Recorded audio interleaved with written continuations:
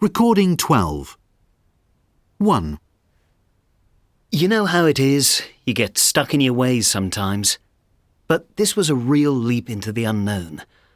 A lot of my friends told me that what I was doing was a bit risky, but that didn't stop me. At first, I struggled with learning to live without much money, especially as I'd always had a comfortable income.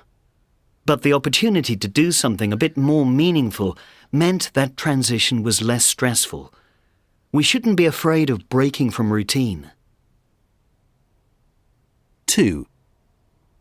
When you do this kind of thing for a living, it can be hard to make ends meet. You're constantly looking at fundraising, applying for grants, hoping that someone will read a bit of your research and decide that you have a worthwhile objective.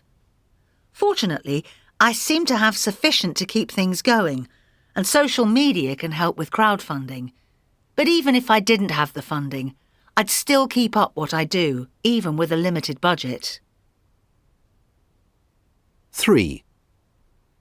I've always had a focused lifestyle where work has played a huge role. When you're asked to take over a family business, there is a lot of pressure to succeed.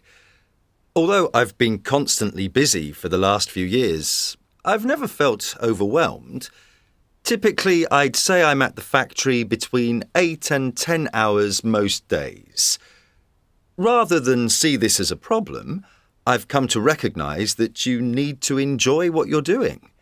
That way, the job's more worthwhile. 4. When I started out, I was very naive. I believed that I would be able to do whatever I wanted. But that takes an incredible amount of effort. I'm working hard every day, getting up early for training, keeping to a strict diet, and sticking to a routine as much as possible. I think in the end it'll pay off. It's bound to. I've been planning this since I was a child, and I'm not going to let anything get in my way. 5. I got into politics when I was a student, helping in local government, fundraising, that sort of thing.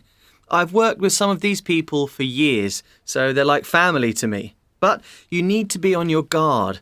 I suppose what I mean is that not everyone is reliable, and a lot of what you are told can be quite misleading at times. Lots of people turn a blind eye to that, but I find it unacceptable. 6. I've spent a good deal of the last 5 years working on my newest invention. It's definitely got potential. I'm not sure it'll make me millions, but I suppose enough to be comfortable. The process has been stressful. I'm a bit of a tech nerd, so dealing with the commercial side of things has been a struggle. Fortunately, I've got some great people around me who put up with a lot. My other half is 1 in a million, and the kids are great. What would we be without the people we love?